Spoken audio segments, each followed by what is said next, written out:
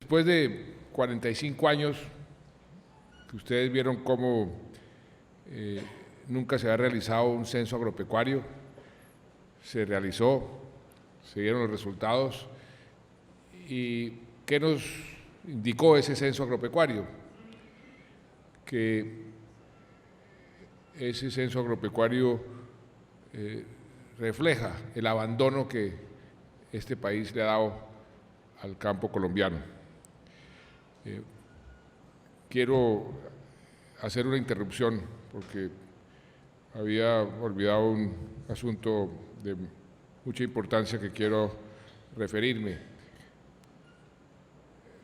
Hace unas horas se presentaron unos hechos de terrorismo en Francia. Yo quiero condenar de la manera más enfática esos actos de terrorismo deliberados contra la población civil y expresar desde aquí, desde este evento, desde Villavicencio, desde el Meta, nuestra solidaridad con el pueblo francés, con el presidente Hollande. Coincidencialmente, hoy a las 2 de la tarde estaba yo aquí en Villavicencio, en la Cumbre de Gobernadores, y hablé con el presidente Hollande. Lo llamé para pedirle su apoyo como miembro del Consejo de Seguridad de Naciones Unidas, su apoyo para un mandato, una resolución de Naciones Unidas para que participe en la verificación y en el monitoreo del cese al fuego bilateral y definitivo que espero se concrete a la mayor brevedad posible con las FARC. Deberá estar en camino hacia el partido donde se encontraba cuando se realizaron estos actos terroristas, porque allá eran las 8 de la noche. Muy gentilmente, porque él ha sido muy especial con Colombia desde hace muchos años, me ofreció todo el apoyo, dijo que no solamente ahí, sino en todo lo que pudiese ser, y uno de los campos, de los frentes donde Francia ha ofrecido más ayuda y ha mostrado más intereses precisamente en el sector agropecuario para el posconflicto. De manera que nuestros corazones están con los franceses, nuestra solidaridad con el presidente Hollande y con el pueblo francés en estos momentos de angustia. Continúo entonces con el censo agropecuario. El censo agropecuario lo que hace es simplemente reflejar el abandono que hemos tenido con el campo colombiano, y ahí es donde tenemos que entrar a buscar oportunidades donde hay problemas, y así es que creo que hemos enfocado todo este esfuerzo que debemos hacer para reivindicar el campo colombiano. Si queremos realmente, y ustedes me han escuchado muchas veces, si queremos un país más equitativo, dentro de esa visión que yo le he dado a los colombianos de un país en paz, un país más equitativo, un país mejor educado, necesitamos necesariamente volcarnos hacia el campo, porque ahí, como lo refleja el censo agropecuario y como lo reflejan todas las estadísticas, está concentrada la desigualdad, la pobreza, la informalidad. Y si queremos mejorar todos los indicadores, como los hemos venido mejorando, pero más que todo en los centros urbanos y el campo, como siempre ha estado rezagado, tenemos entonces que priorizar las inversiones, las políticas hacia el campo, porque cualquier impacto en cualquiera de los sectores, en cualquiera de los indicadores sociales en el campo, lo que tiene es un efecto multiplicador muy importante en los promedios nacionales. Y por eso entonces ya es el campo colombiano un propósito nacional. Es por eso que hemos lanzado varias iniciativas para tener más claro ese puerto de destino, tener más claro qué es lo que tenemos que hacer. Por eso lanzamos la misión rural. Yo quiero agradecer el trabajo de todos los que han venido trabajando en esa misión rural, que nos da como una especie de hoja de ruta en largo plazo, teniendo en cuenta todas las variables, todas las condiciones internacionales. Agradecer de corazón todos los trabajos que han hecho en la misión rural. Y la coyuntura que estamos viviendo coincidencialmente es propicia para esas políticas que deben poner el campo a producir mucho más, no solamente en producción de alimentos, en la producción agropecuaria, sino en producción de prosperidad, de bienestar, de reducción de brechas. ¿Y por qué digo que las condiciones están más propicias? Porque la situación económica y la situación mundial nos indican que ahí se abre cada vez más espacios para poder aprovechar esas condiciones. En la parte de la producción interna, y usted hablaba de la competitividad, que tiene muchísimos factores, pero uno de los factores que generalmente escuchaba uno como un obstáculo al crecimiento del sector, a la competitividad del sector, es la tasa de cambio. Desde que a mí me correspondió abrir la economía hace 25 años, venimos escuchando a Socolflores, a todos los gremios, casi todos los gremios agropecuarios, implorando por una tasa de cambio más favorable, porque teníamos una economía con una tasa de cambio sobrevalorada. Y esa situación se corrigió. El cambio que hemos tenido en este último año es un cambio estructural, es un cambio que está aquí para quedarse, y por eso ya entramos en ese grupo de países con tasas de cambio que no están sobrevaloradas, sino por el contrario, inclusive puede estar o en su punto de equilibrio un poco subvaluada. Y fue así como los tigres asiáticos lograron ese aumento en las exportaciones, ese aumento vertiginoso en su desarrollo, en su crecimiento, con tasas de cambio subvaluadas. Tenemos entonces esa condición que es una de las condiciones necesarias para ser competitivos. El ajuste que nos ha tocado hacer por la caída del precio del petróleo ha sido un ajuste muy fuerte. Dependíamos 20% del petróleo eso en el año 2013, para el presupuesto del año entrante vamos a depender solamente, o hemos asignado 2%, de 20 a 2%. Es un ajuste muy fuerte, que lo hemos hecho en forma oportuna, lo hemos denominado una austeridad inteligente, repartida en diferentes sectores, pero dejando espacios para los sectores que creemos que deben tener prioridad, entre ellos, a pesar de la reducción frente al año pasado, el sector agropecuario, porque creemos que ahí hay un gran potencial y tenemos que hacer un esfuerzo. Con esas condiciones, con las condiciones que ustedes escucharon esta mañana, que me mencionaba Rafael, sobre los avances que vamos a hacer en materia de infraestructura, ahí el próximo paso serán no las grandes carreteras, no las grandes autopistas, no las dobles calzadas, sino un programa mucho más preciso en vías terciarias, que eso para el campo es absolutamente indispensable. Y lo que queremos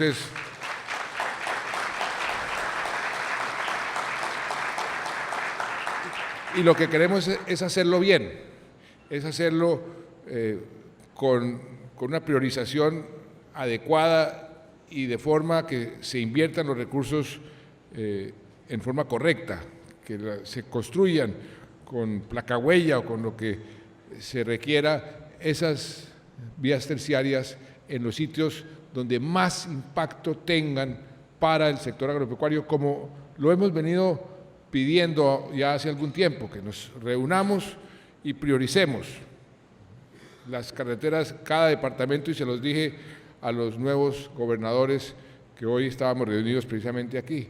Tenemos que sentarnos a priorizar las obras. Dentro de esas obras están las vías terciarias, y esas vías terciarias tenemos que construirlas en función de su impacto en el sector agropecuario, en la producción agropecuaria. De manera que ahí estamos, digamos, con unas condiciones más favorables en la parte interna, la parte de los impuestos. Nosotros vamos a hacer esa reforma estructural que vamos a presentar en marzo. Lo que les puedo decir es que ahí no es para subir impuestos, es para bajarlos, para ampliar la base en algunos sectores que hoy en día no tributan, las fundaciones sin ánimo de lucro, algunas entidades que no están tributando, pero ampliamos la base, hacemos más eficiente el sistema, más sencillo el sistema y volvernos más competitivos desde esa perspectiva también, porque esa es una de las condiciones también necesarias para ser competitivos. Por el otro lado, en la parte internacional, ustedes me han escuchado este cuento varias veces, o algunos de ustedes. Aquí estuvo el primer ministro chino hace unos meses y le pregunté por qué este interés de la China en América Latina, porque yo me había reunido con el presidente chino en Brasil 2 meses antes, o sea, un presidente chino en Brasil y 2 meses después el primer ministro chino en Colombia. Y me dijo, presidente Santos, usted sabe que nosotros somos bastantes, ¿no? En la China hay más que un número alto de habitantes que necesitan comer y nosotros solamente producimos el 40% de lo que consumimos. Y esa tierra que estamos produciendo ya la hemos exprimido tanto que no vamos a poder seguir produciendo al mismo ritmo. Y mientras tanto crece la India, crece Indonesia, crece el resto del mundo. Y nosotros nos gusta pensar a largo plazo, es una mentalidad asiática. Y estamos preocupados por dónde vamos, de dónde vamos a sacar los alimentos para alimentar a nuestros habitantes en el año 2030, 2040. Porque la población del mundo va a crecer de 7,5 billones a 9 billones americanos, bueno, 7.500 millones de habitantes a 9.000 o 9.500 millones de habitantes. Y no vemos de dónde va a salir esa producción. Y hay pocos países que tienen una capacidad importante para aumentar la producción de alimentos, y entre ellos está el suyo, me dijo el primer ministro chino, está Colombia. Y por eso queremos venir a explorar qué podemos hacer para poder aumentar la producción de alimentos, y si ustedes quieren exportar a la China, pues nosotros estaríamos muy interesados en comprárselos. Eso es una anécdota que resume lo que las condiciones internacionales nos ofrecen hacia adelante. Una demanda alta de alimentos, un interés creciente en invertir en Colombia en materia de alimentos y unas oportunidades para nuestros campesinos, para nuestros agricultores, que si las aprovechamos bien, si las enfocamos bien, pues ahí hay un mundo nuevo y un mundo muy interesante. Yo precisamente me voy mañana, viajo mañana por la noche a Filipinas. En Filipinas se está reuniendo la cumbre presidencial de la APEC. La APEC es esa asociación de países del Pacífico a donde desde hace 25 años hemos querido entrar y nunca nos habían aceptado. Inclusive quisimos que nos invitaran a las reuniones como observadores, nunca nos habían ofrecido ni siquiera esa oportunidad. Y ahora, no por iniciativa nuestra, por iniciativa de la APEC, invitan a Colombia y nos dicen, ustedes son el único país que va a venir a esta cumbre no miembro de la APEC, y nos indican, los invitamos como una especie de preámbulo para el ingreso de ustedes a la APEC. O sea, esto es ya como una aceptación tácita o inicial, o por lo menos que vamos a estar de primero en la lista cuando estudien nuevos ingresos. ¿Eso qué quiere decir? Que vamos a poder también explorar nuevos mercados de países, la inmensa mayoría de los miembros de la APEC, que son importadores de alimentos. Y eso es lo interesante. Y por eso ahí se comienzan a abrir nuevas perspectivas. Pero para poder aprovechar esas nuevas condiciones internas y ese futuro que tal vez a mediano o largo plazo en la parte externa, pues también tenemos que hacer una serie de reformas en la forma de operar, en la forma de trabajar, en nuestra institucionalidad, en la relación entre gobierno y el sector productivo agropecuario, en ver cómo podemos ir haciendo más competitivo nuestro campo. Y ahí también hemos hecho unos esfuerzos grandes para ir avanzando en aquellos temas que más les interesa a los agricultores, a los campesinos. Asistencia técnica. Es increíble que esa asistencia técnica sea tan precaria. Yo me formé en la Federación Nacional de Cafeteros. Tal vez es la entidad que mejor tenía organizado la asistencia técnica, el servicio de extensión rural, con gente bien preparada que iba a los cafetales a enseñarle al campesino cómo combatir la roya, cómo producir mejor. Pero aparte de los cafeteros, esa asistencia técnica por parte del gobierno ha sido muy mediocre, por no decir inexistente. Y ahí, sin asistencia técnica, pues tenemos un cuello de botella muy difícil de solucionar. Por eso tenemos que hacer un gran esfuerzo en darle un revolcón a toda la política del gobierno en materia de asistencia técnica. El otro tema permanente, todos los días, a toda hora, todos los años, el acceso al crédito. El acceso al crédito es fundamental para cualquier campesino, cualquier agricultor, ustedes lo saben mucho mejor que yo. Y ese acceso al crédito y ese papel que juega el Banco Agrario, pues hemos querido hacer unos grandes esfuerzos, podemos mostrar unos números muy halagüeños, muy atractivos, pero en el fondo tenemos ahí también que hacer un tremendo esfuerzo en dar un crédito más oportuno. Yo escucho por todo el país que me dicen, presidente, magnífico esos programas del Banco Agrario, pero lo que pasa es que cuando me aprueban el crédito ya es tarde, ya no lo necesito. Entonces, ahí, ministro, tenemos que hacer un esfuerzo grande para que el banco sea mucho más rápido y más efectivo en colocar los créditos. Y le iba a proponer, y que ojalá ustedes, la SAC, sea como un veedor, ¿por qué no le pone al banco unos indicadores que tienen que ver con el tiempo para desembolsar los créditos, el tiempo para aprobarlos, pero al mismo tiempo el número de usuarios que tiene que cubrir? Entonces, con esos indicadores, usted va a tener al banco y a toda la burocracia del banco presionada para dar resultados importantes. Hágalo como un acuerdo con la SAC y póngase unos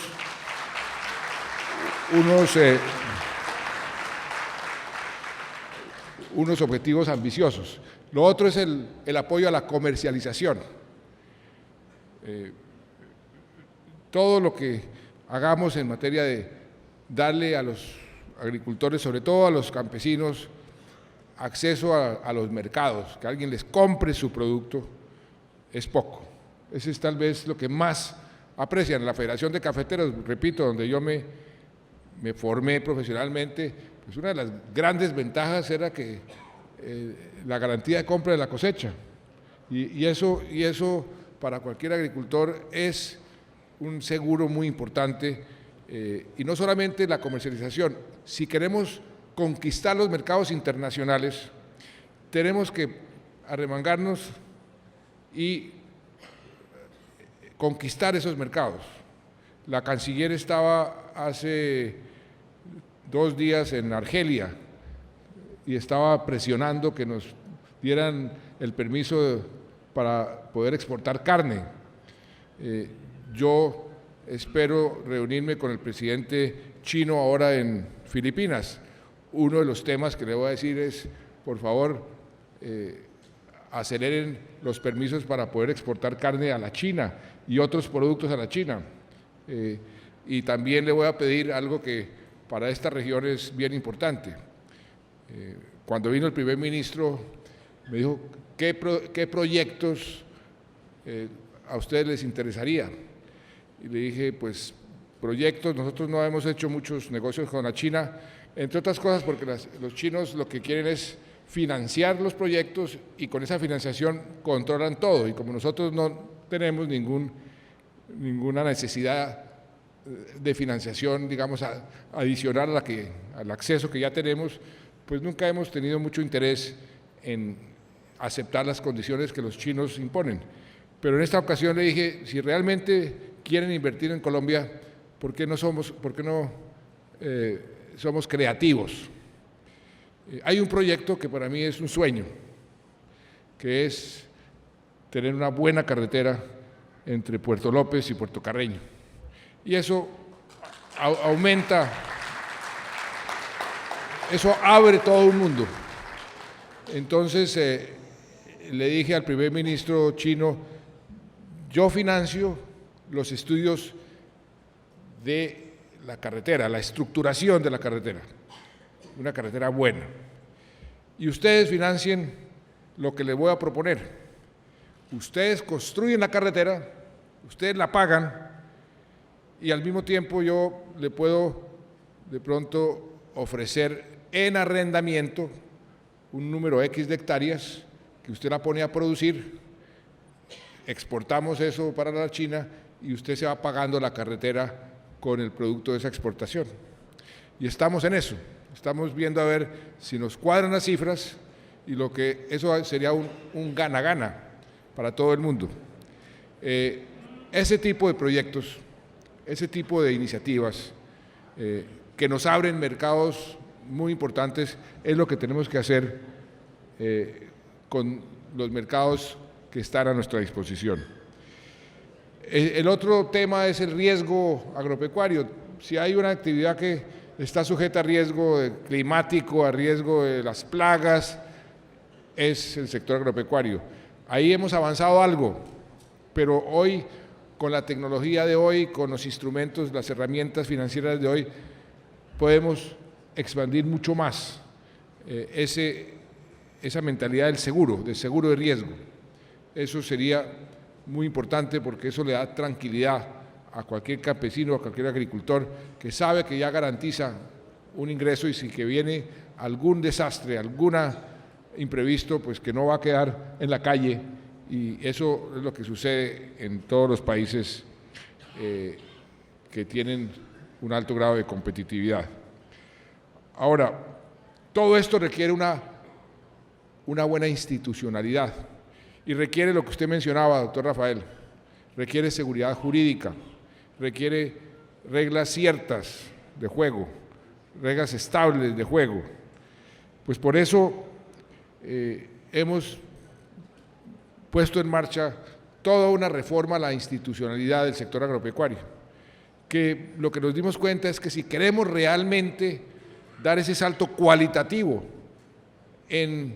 como país productor de alimentos, como un país donde la industria y el sector agropecuario sea importante, con la institucionalidad que tenemos no íbamos a poder hacerlo.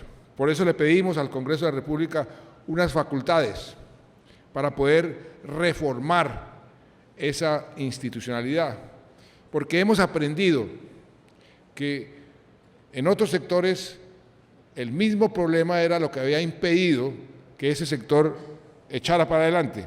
Por ejemplo, en el sector de la infraestructura. ¿Por qué hoy hemos sido capaces de hacer la revolución más grande en materia de infraestructura que ha visto este país en su historia?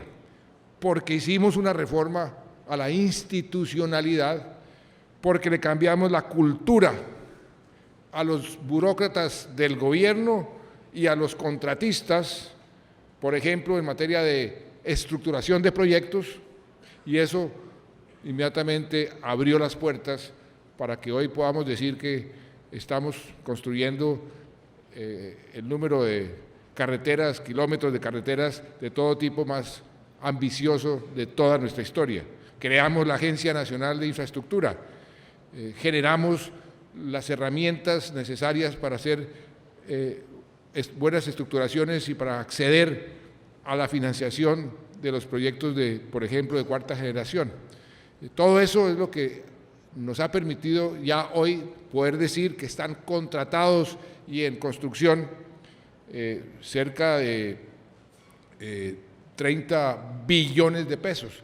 Ustedes van a ver el país en construcción, en obra durante los próximos 5 o 6 años, así como los que se vinieron por tierra desde Bogotá a Villavicencio han visto esos túneles que están construyendo y esos viaductos estilo Suiza, estilo Alemania. Eso es lo que vamos a ver por el país entero. ¿Gracias a qué? A que reformamos la institucionalidad, el buen gobierno. Pues eso también tenemos que hacer en el sector agropecuario. Por eso le pedimos las facultades al Congreso y las vamos a utilizar, tenemos que utilizarla antes de que finalice el año. ¿Cómo hemos diseñado esa nueva institucionalidad? Hemos hecho una concertación con la misión rural, que es una parte importante del trabajo, tiene que ver con eso, con expertos de la OCDE, tengo entendido que aquí estuvo uno hablando el día de hoy, con el Plan Nacional de Desarrollo, para poner en el plan aspectos que tienen que ver con esa institucionalidad, con inclusive los desafíos que tenemos con los acuerdos de paz. Todo eso lo tuvimos en cuenta y vamos entonces a hacer las reformas en donde el ministerio se queda como debe ser cualquier ministerio, un órgano para trazar las políticas, no para ejecutarlas, un órgano que además articule todo el trabajo regional con el trabajo nacional.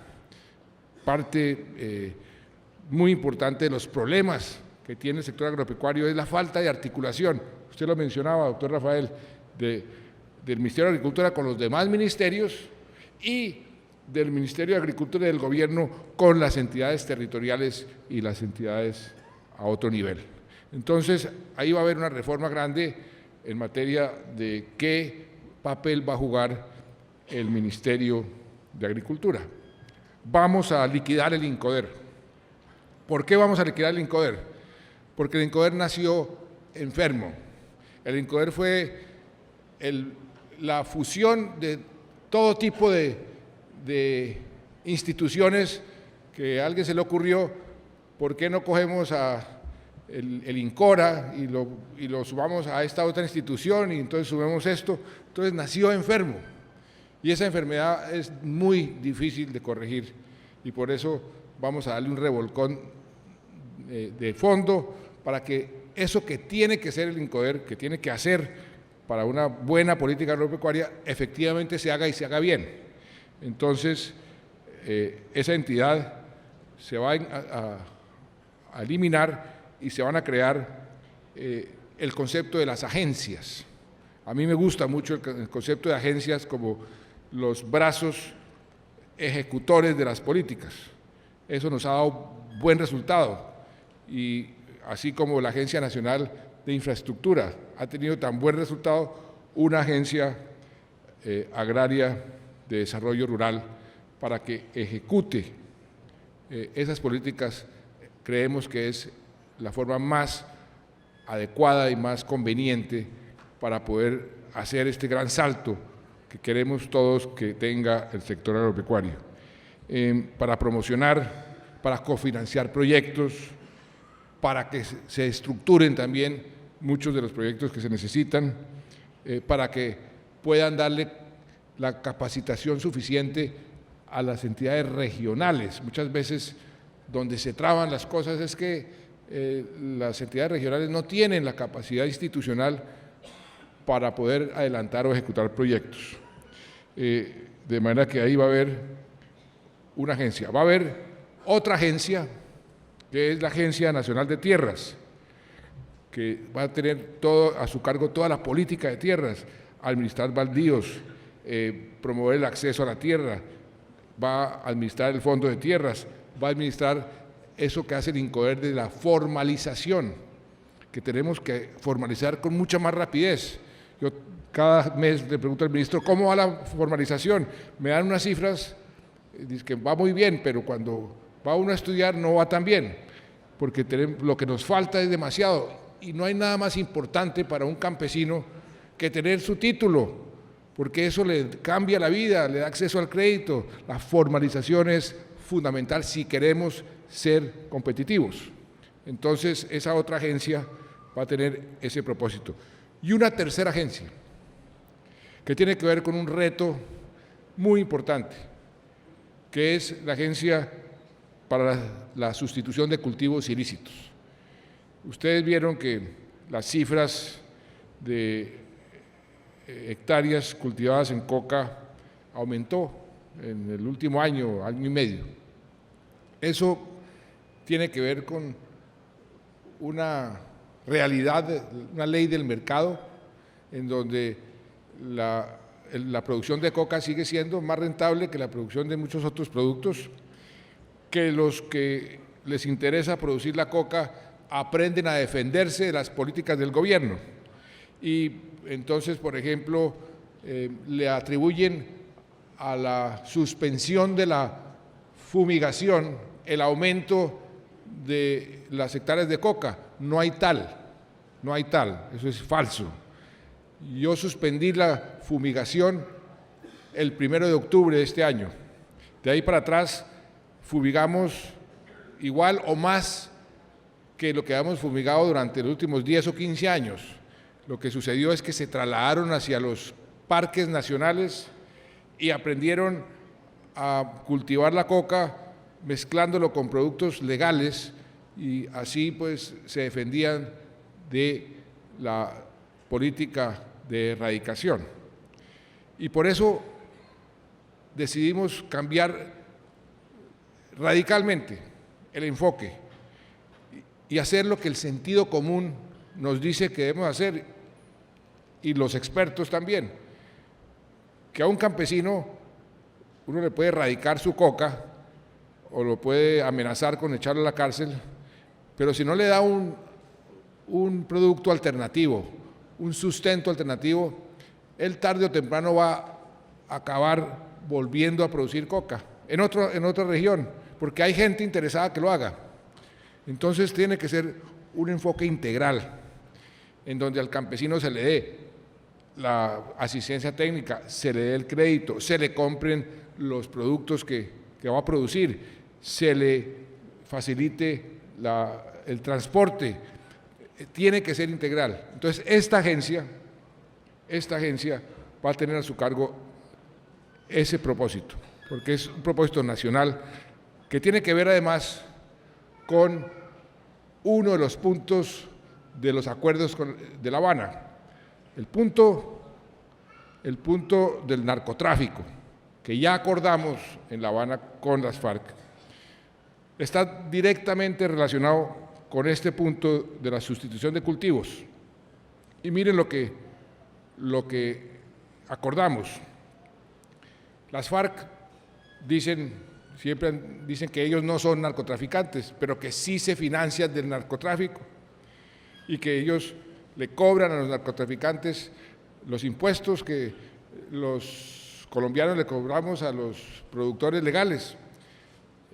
Y como es su fuente de financiación, pues durante toda la vida han defendido los cultivos ilícitos y han defendido los laboratorios y han defendido los corredores por los cuales se exporta la coca. Cuando yo les insistí en que teníamos que poner ese punto como uno de los puntos de la agenda, se resistieron mucho al principio, pero les dije, mire, si ustedes no aceptan esto, no hay paz, porque este es un punto de fondo. ¿Y qué acordamos? Que ellos se comprometen a, en cierta forma, cambiar de bando, se comprometen a ayudar al Estado en la sustitución de cultivos ilícitos por cultivos lícitos, se comprometen a eliminar, a destruir los laboratorios, se comprometen, mejor dicho, a colaborar con el Estado en la lucha contra el narcotráfico. Y este es un componente fundamental. El resto de la cadena la hemos venido atacando. En estos últimos días se ha dicho, no, es que el gobierno abandonó la lucha contra el narcotráfico. Eso es falso de toda falsedad. Les voy a dar unas cifras. Este año, en lo que va corrido el año, se han incautado 238 toneladas de cocaína. Nunca se ha incautado tanta cocaína en la historia de Colombia. Y esto es 80% más que el año pasado. 80% más. Se han neutralizado 2.400 miembros de las bandas criminales dedicadas al narcotráfico. Se han destruido 2.800 laboratorios. Eso es un 70% más de lo que se destruyeron el año pasado. Se han inmovilizado 144 aeronaves, 144, casi que una cada 2 días. Y estamos iniciando ese nuevo plan integral de sustitución con los Estados Unidos, pero dándole a los campesinos una verdadera alternativa. Creemos que así vamos a ser mucho más efectivos. Entonces, ahí hay un componente muy importante y esa es la tercera agencia que vamos a crear, y ahí tiene que venir acompañado de todo lo que conlleva esa política integral de sustitución de cultivos. Por la parte de la vía jurídica, tengo entendido que aquí estuvo el día de ayer, que también me está acompañando, está conmigo el día de hoy, el ministro del Interior encargado del Ministerio de Agricultura en el trámite de la ley de Sidres. Tengo entendido que les hizo una exposición sobre en qué va esa ley y en qué consistía esa ley. Entonces, les voy a ahorrar el tiempo. Lo único que les digo es, eso nos va a permitir invertir. ¿Y en qué forma? En toda esa altillanura y en todos los espacios que hoy, por la presencia de las UAFs y por el sistema como está montado, pues simple y llanamente lo hace imposible. Aquí lo que se abre son oportunidades con certeza jurídica. Y ahí se nos ocurrió, yo viví 10 años en Inglaterra, el concepto de enfocarnos en la producción, no en la tierra. Y la mayoría de la gente que invierte o que quiere usar la tierra, que quiere poner a producir la tierra, no está tan interesado en la valorización de la tierra, porque eso es una especulación, eso en cierta forma envenena el verdadero objetivo. Por eso entonces ese concepto de inglés del lease, el arrendamiento a largo plazo, 60 años, 80 años, como concepto de que el Estado mantiene la propiedad, pero lo arrienda por X número de años, nos ha parecido el más conveniente, y todo el mundo, grandes, pequeños, nos han dicho, eso es el camino más adecuado. Entonces yo estoy convencido, doctor Rafael, que esta ley, que la hemos concertado bastante, le va a dar a ustedes, a todos los empresarios, y hay una demanda represada inmensa, un interés, ustedes no se imaginan el interés que hay en venir a invertir, y esa inversión también va a traducirse en bienes públicos. porque parte de la ley lo que dice es ustedes tienen que asociarse, ¿no? Y las alianzas público-privadas van a ayudarle al Estado en el suministro de lo que llaman los bienes públicos.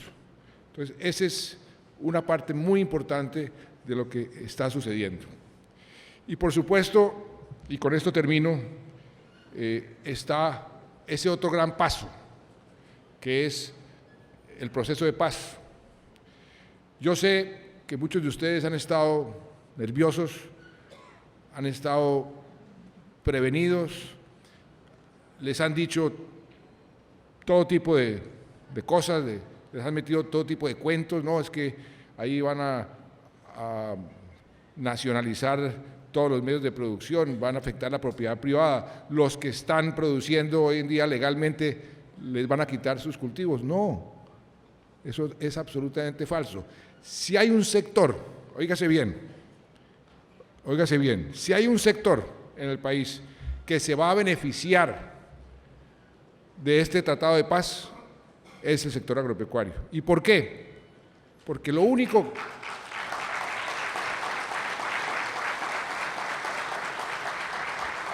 Yo se los dije a ustedes hace unos 3 años, mire, lo que vamos a hacer, lo que vamos a acordar con las FARC, lo tenemos que hacer con o sin FARC, si queremos que el sector agropecuario sea realmente un sector importante.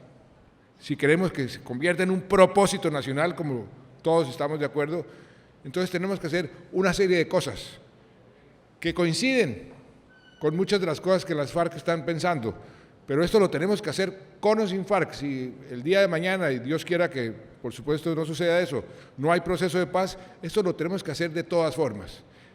No sé cuántos de ustedes se han tomado el trabajo de leer la letra menuda del punto 1. El punto 1 es el punto que se refiere al desarrollo rural integral. Y yo quiero decirles, queridos agricultores, campesinos y miembros de este gran sector agropecuario, ustedes no van a encontrar una coma, un punto, un adjetivo que los deba preocupar. Todo lo contrario, lo que van a encontrar ahí es la obligación del Estado a hacer más carreteras, a hacer más colegios, a hacer más hospitales, a proveer asistencia técnica, a darle acceso a los campesinos a la tierra sin afectar lo que ya se está produciendo, porque afortunadamente aquí hay campo para todos. O sea que lo único que hay son cosas positivas, pero sobre todo para el sector agropecuario. Y todos los estudios que se han hecho recientemente, en la Universidad de los Andes acaba de publicar uno, dice, mire, el impacto del proceso de paz en la economía va a ser de un aumento en el crecimiento de la economía de 1,5, pero del sector agropecuario lo calculan de 3 a 4%, y en algunas zonas que han estado especialmente afectadas por el conflicto puede crecer al 8 o al 10%. Y eso es cierto porque son zonas que precisamente por la existencia del conflicto, pues nadie va, nadie invierte, no hay bienes públicos, no hay nada. Zonas que son muy fértiles, zonas que pueden producir mucho. Entonces, ese proceso va a ser un proceso que a ustedes les va a convenir enormemente. Y quiero contarles finalmente en qué va este proceso. Se acordó ese primer punto, se acordó el punto del narcotráfico que les expliqué, se acordó el punto de la participación política, que no es nada diferente a profundizar nuestra democracia.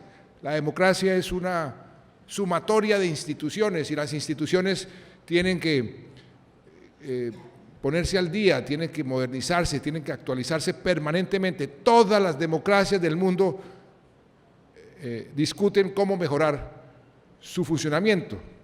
Churchill decía una frase muy célebre, decía, la democracia es el peor de los sistemas, excluyendo todos los demás. ¿Y qué decía él? Que las democracias son imperfectas por su naturaleza, porque es la lucha por el poder, pero es el mejor sistema que tiene que estar en un permanente ejercicio de mejoramiento continuo. Si ustedes van a Estados Unidos o a Australia, allá están discutiendo la financiación de las campañas, están discutiendo la relación entre el centro y la periferia, entre los estados y las capitales, las mismas discusiones que tenemos en forma permanente. ¿Y aquí qué acordamos? Profundizar nuestra democracia, darle más garantías a la oposición, lo cual la oposición siempre ha querido, darle más representatividad a ciertas zonas que por presencia del conflicto no han tenido esa representatividad.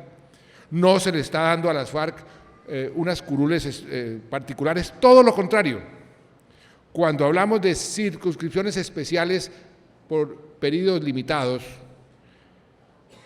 nos referimos a zonas donde las FARC han tenido tradicional influencia, pero no quiere decir que allá vayan a elegir necesariamente a personas de las FARC, porque lo que decíamos que iba a suceder ya sucedió. Muchas zonas que han vivido bajo la félula de las FARC por la amenaza de la violencia y el fusil, pues son zonas que están sometidas, pero apenas desaparezca esa amenaza, pues van a querer su propia independencia y se van a rebelar contra el yugo que los ha mantenido sometidos durante tanto tiempo. Y mire lo que pasó en San Vicente del Caguán, doctor Rafael. Ese es el corazón de las FARC y ganó el Centro Democrático. Eso fue lo que pasó en las últimas elecciones. Entonces, no hay tal que estamos entregando, sino todo lo contrario, estamos profundizando la democracia. Y falta el tema de víctimas, el derecho de las víctimas a la verdad, a la justicia, a la reparación y a la no repetición. Esa no repetición se cae de su propio peso, eso ya está. Lo de la verdad también ya está. Muchas veces las víctimas lo que quieren es que les digan la verdad. Yo cuento lo que me pasó hace 2 semanas en el Palacio. Fue una víctima a hablar con un soldado que está desminando. Esa víctima pasó por lo siguiente. Primero, lo desplazaron del Quindío. Luego le mataron al papá. Se fue para el Bichada y le mataron al papá. El hermano protestó por la muerte del papá y mataron al hermano. El otro hermano se fue a averiguar por qué lo habían matado al hermano y desapareció. Nadie volvió a saber de él.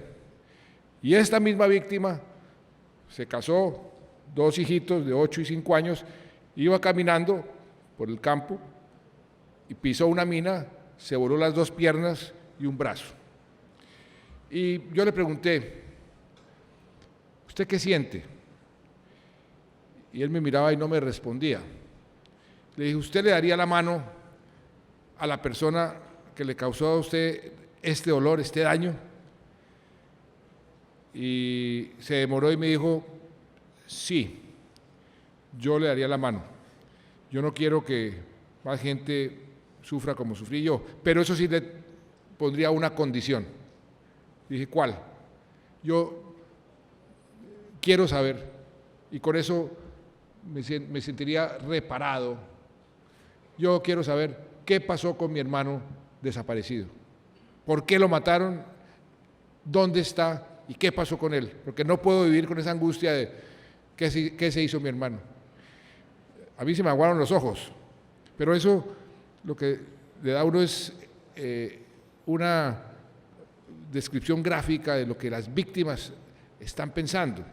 Entonces las víctimas, sus derechos, por primera vez, están siendo respetados.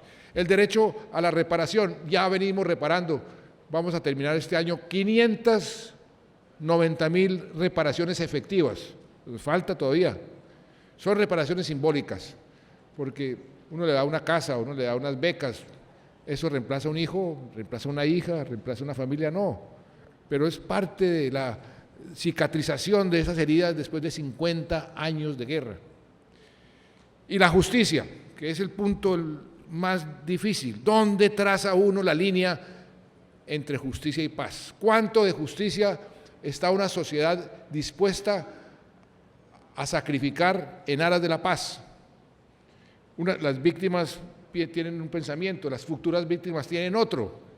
Es una decisión difícil que ya acordamos con las FARC. ¿Qué acordamos? Que íbamos a crear una circunscripción especial de paz. Es un sistema especial, una corte especial, un tribunal especial, que los va a juzgar a los máximos responsables.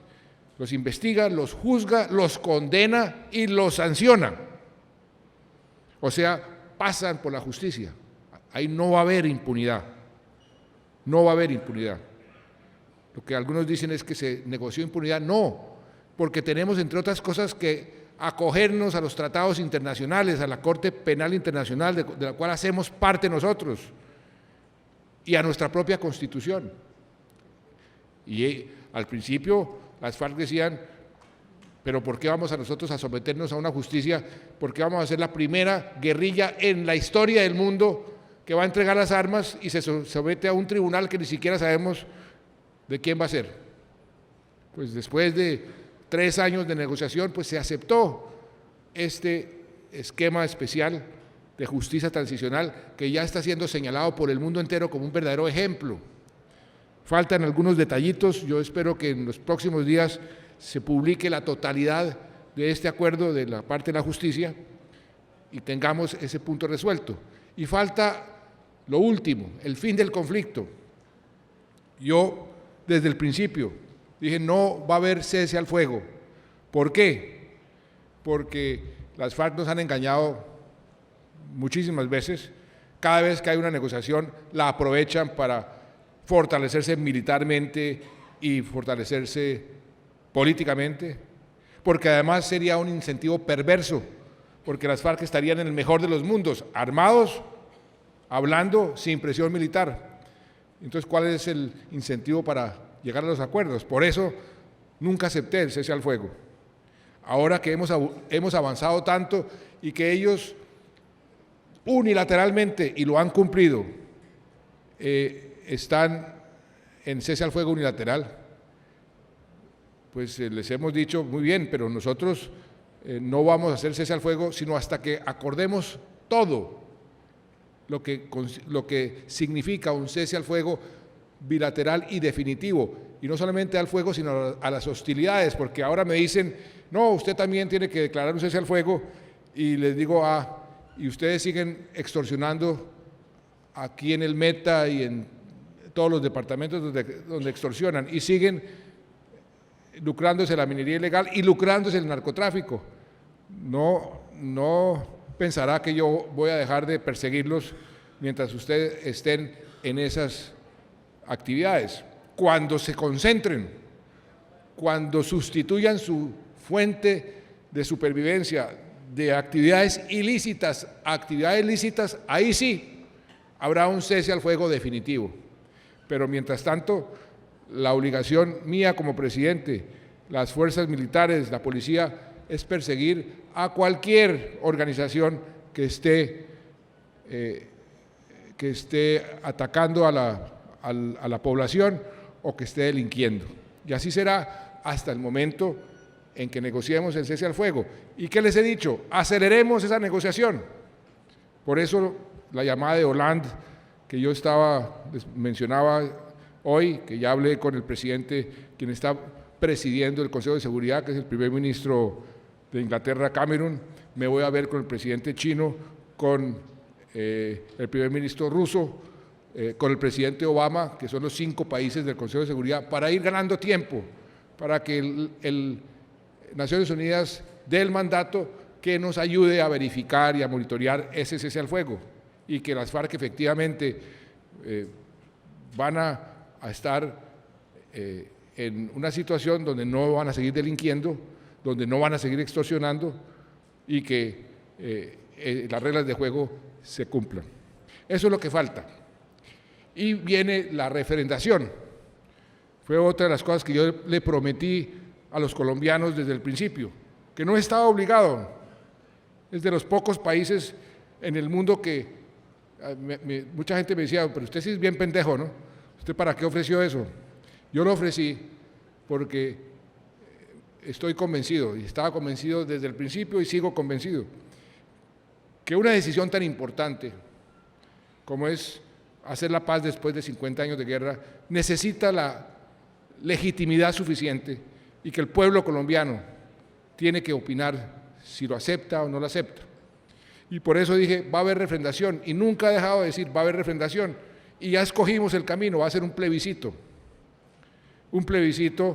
en donde el pueblo colombiano, después de analizar los acuerdos a que lleguemos el 23 de marzo o antes, y que los pueda digerir, pues les decimos, ¿usted acepta eso? ¿Sí o no? Y si es no, pues seguimos 20 o 30 años más de guerra. Si es sí, pues va a tener la legitimidad y el Congreso va a continuar con sus reformas constitucionales para implementar los acuerdos a la mayor brevedad posible. Y aquí es donde, y con esto concluyo, quiero que ustedes me ayuden. Yo estoy convencido, totalmente convencido, y entre más lo estudio, y si ustedes hacen el mismo estudio, se van a convencer también más que lo mejor que le puede pasar a este país es terminar esta guerra, que los costos son mínimos, casi que no hay costos, y que los beneficios son infinitos, que va a ser un verdadero punto de inflexión, y las sociedades, los países necesitan de esos puntos de inflexión en su historia para dar saltos cualitativos, para dar un empuje real a su progreso. Si todos los colombianos asumimos ese punto de inflexión como una oportunidad para unirnos, todos, y cuando digo todos, son todos los colombianos, para hacer de este país un país, una potencia agropecuaria, y que el campo realmente se convierta en el motor fundamental de nuestro desarrollo. Y aparte de eso, las oportunidades que se nos abren en todo sentido. Ese potencial es que nosotros hemos venido desarrollándonos con un freno de mano. Es como cuando uno está manejando y se le olvidó quitar el freno de mano. Ese ha sido la historia nuestra. Quitemos ese freno de mano y verá cómo despegamos en materia de desarrollo, de prosperidad, de bienestar. Por eso los invito a que asumamos esa actitud y que este proceso, y estúdiense bien el proceso y verán que esto lo único que trae son beneficios para ustedes. Muchas gracias y que Dios los bendiga.